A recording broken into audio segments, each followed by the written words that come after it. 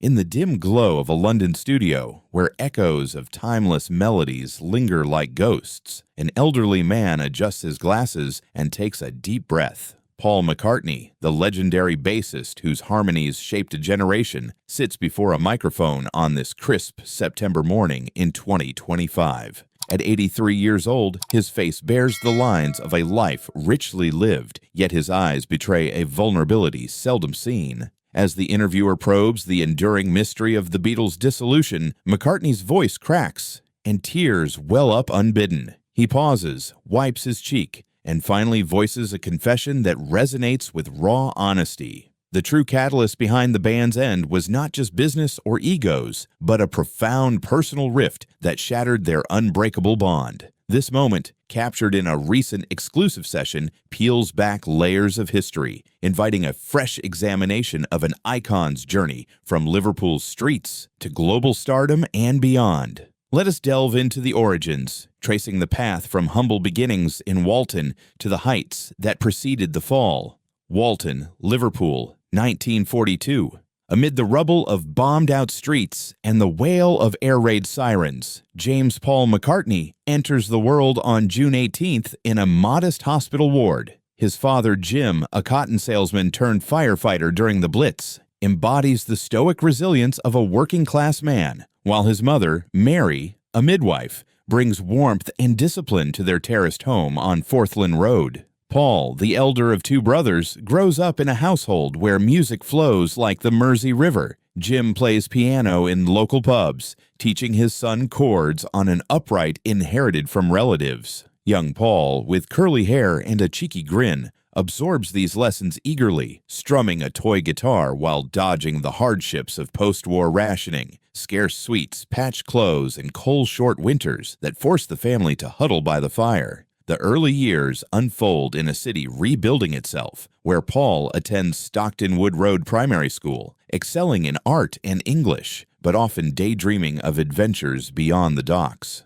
At age 11, he passes the 11+ exam and enters the Liverpool Institute, a grammar school where he meets George Harrison, a quiet lad with a shared passion for skiffle music. They bond over Elvis records borrowed from libraries, practicing in school corridors amid the scent of chalk and ink. Tragedy strikes at 14 when Mary succumbs to breast cancer, leaving a void that Paul channels into creativity, writing his first song, I Lost My Little Girl, on a cheap Zenith guitar bought by his father to console him. Jim, now a single parent, encourages this outlet, taking Paul to jazz clubs where the boy observes performers with wide-eyed wonder. Adolescence brings rebellion and discovery. Paul skips classes to busk in parks, earning pennies from passers-by, and forms his first band, the Quarrymen, after meeting John Lennon at a church fete in 1957. John's edgy. Charisma complements Paul's melodic sensibility, sparking a partnership that ignites in garages and basements. By 1960, with Pete Best on drums and Stu Sutcliffe on bass, they rechristen themselves the Beatles and head to Hamburg's seedy Reeperbahn for grueling residencies, playing 8 hours nightly in smoky clubs,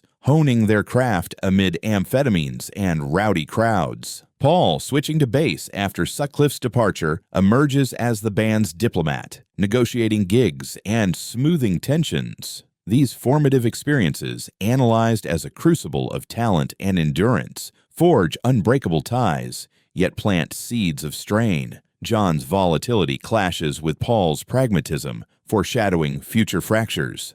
The Liverpool lad, once lusting shoes for pocket money, now dreams of stardom, unaware of the personal costs looming ahead. The shift to professional life accelerates. Back in England, they audition for EMI, impressing George Martin with raw energy. Paul's compositions like Love Me Do blend pop with rock and roll, capturing the youthquake of the era. Family remains an anchor. Brother Mike forms his own band, and Jim offers quiet support, attending early shows in smoky caverns. This chapter of Roots reveals a man shaped by loss and locality, Walton's grit fueling global ambition, setting the stage for the mania that would engulf them. Liverpool, early 1960s. The Cavern Club pulses with sweat and screams as the Beatles, now with Ringo Starr on drums, captivate locals with tight harmonies and infectious beats. Paul, the affable frontman alongside John's wit, co-writes hits like Please Please Me, propelling them to UK charts in 1963. Beatlemania erupts. Mobs at airports, Ed Sullivan Show appearances drawing 73 million viewers in America, and sold-out tours where hysteria drowns out amplifiers. Paul thrives in the whirlwind, designing stage outfits and charming press with quips, while composing ballads like Yesterday in Dreams. Recording it with strings in 1965, a solo effort that hints at individual aspirations amid group synergy. The mid-1960s mark artistic evolution. Retiring from touring in 1966 due to exhaustion and poor sound quality, they retreat to Abbey Road Studios, experimenting with psychedelia in Sgt. Pepper's Lonely Hearts Club Band. 1967, where Paul's concept album vision shines through tracks like When I'm 64. Personal life intertwines. He dates actress Jane Asher, whose intellectual circle inspires sophistication, but ends in 1968 amid infidelity rumors. Then Linda Eastman enters, a photographer capturing the band, marrying Paul in 1969 after a whirlwind romance. Their union, sealed in a quiet registry office, defies the chaos, with Linda joining Wings later and becoming his constant collaborator. Creative peaks abound. Abbey Road, 1969, showcases Paul's medley mastery, blending Golden Slumbers with The End, while tensions simmer, John's heroin use, George's frustration with song credits, and business woes post-Epstein's 1967 death. Paul pushes for cohesion, suggesting the Get Back project to recapture raw energy, but sessions devolve into arguments captured in the Let It Be documentary. Analyzed as a zenith of innovation, this era reveals cracks. Paul's optimism clashes with John's desire for independence, Yoko Ono's presence straining dynamics. Family expands with Mary in 1969, grounding Paul amid fame's isolation. Private farms in Scotland offer respite, where he farms organically with Linda, escaping paparazzi sieges. The ascent, viewed holistically, is a tapestry of triumph and turmoil. Hits like Hey Jude, 1968, written for John's son Julian during his divorce, top charts for weeks, but underlying resentments brew. Paul's role as the nice Beatle masks his drive, setting up the inevitable unraveling. Late 1960s, London. The Beatles' empire crumbles under mounting pressures. Brian Epstein's overdose death in 1967 leaves a vacuum, with Paul advocating for his father-in-law, Lee Eastman, as manager, only to be overruled by John's choice of Alan Klein, a shrewd but controversial figure whose deals sow distrust. Sessions for the White Album 1968 expose riffs. Paul records Blackbird alone, while John and George pursue solo interests. Yoko's constant studio presence irks Paul, who feels the sacred creative space invaded, though he later downplays her role. Personal strains deepen. John's growing bond with Yoko leads to his 1969 announcement, "I want a divorce," uttered in a meeting, shocking Paul, who clings to the band's unity. Creative differences erupt. Paul's polished pop versus John's experimental edge, George's sideline songs fueling his resentment. The Let It Be project, intended as a return to basics, captures raw discord, arguments over arrangements, Paul's perceived bossiness drawing ire. In April 1970, Paul releases his solo album McCartney, announcing the breakup in a press release, a move John resents as stealing his thunder. Post-split, Paul retreats to Scotland, battling depression amid lawsuits against Klein, dissolving the partnership in 1974 after legal battles. He forms Wings with Linda, achieving hits like Band on the Run, 1973, but faces criticism as the cute one struggling for credibility. Analyzed as a confluence of egos, business, and evolution, the dissolution marks the end of an era, with Paul's public optimism hiding private grief. Tears shed in solitude over lost brotherhood. The fractures, examined closely, stem from inevitable growth. Four men outgrowing their collective identity. Paul's efforts to salvage clashing with others' desires for freedom. 1970s, Mull of Kintyre. Paul emerges from the breakup's shadow by channeling energy into solo work, recording McCartney in his farmhouse studio, a lo-fi gem with tracks like Maybe I'm Amazed, dedicated to Linda.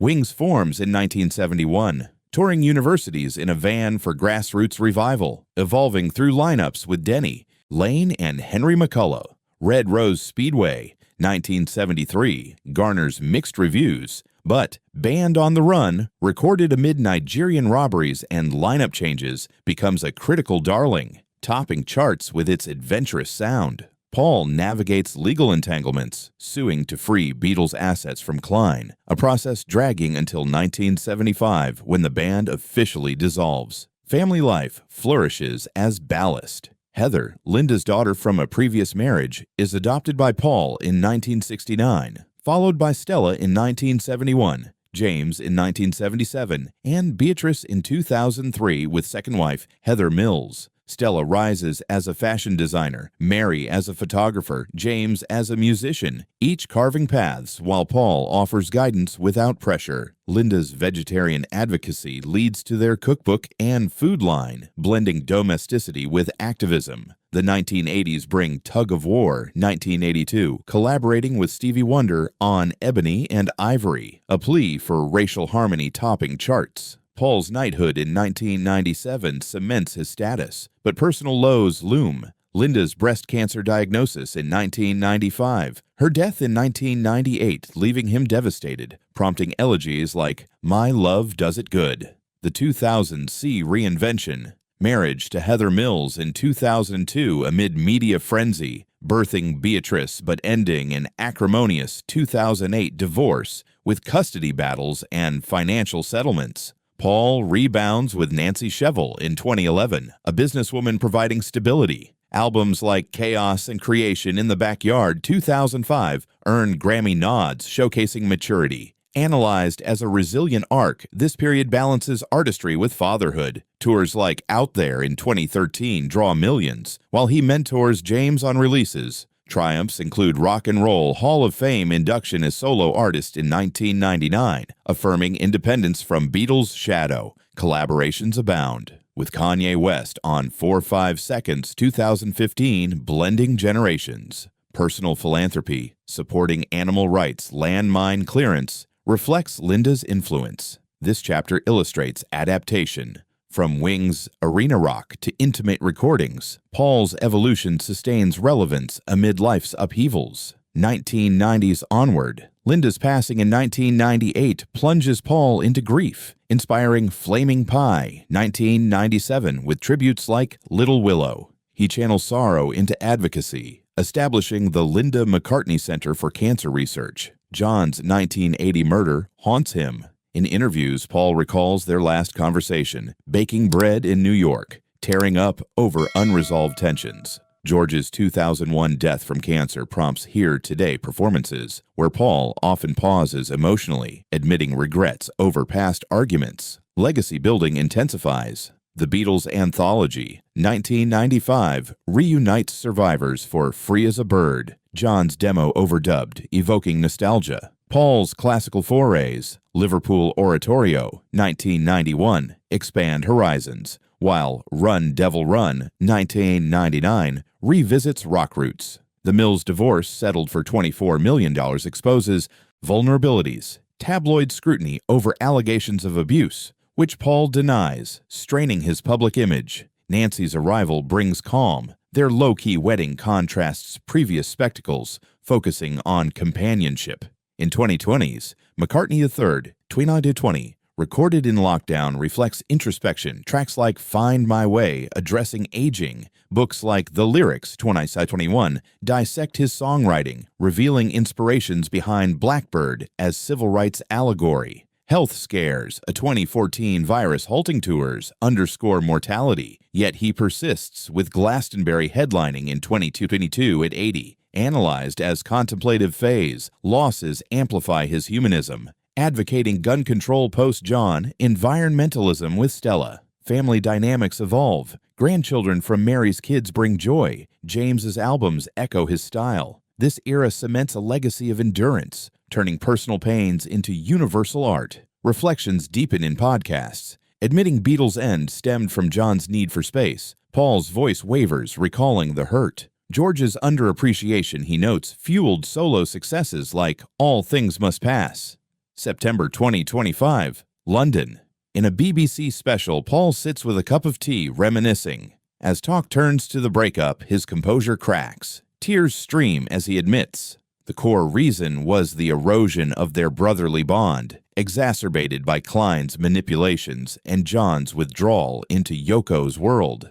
"We were family, and families break sometimes," he chokes, revealing how Epstein's death unleashed chaos, leading to irreparable distrust. This confession, raw and unscripted, echoes past statements, but adds emotional depth. Paul's push for unity clashed with John's quest for autonomy, culminating in that fateful 1969 meeting. The interview revisits details. John's announcement felt like betrayal. Paul's solo release a desperate act to move forward. He discusses heroin's toll on John, creative stifling for George, Ringo's brief quits. Family offers context, Nancy's support during reflections, children's encouragement to share truths. Post-revelation, social media buzzes. Paul follows with a charity single benefiting mental health, tying to his griefs. Analyzed as catharsis, this moment humanizes the icon.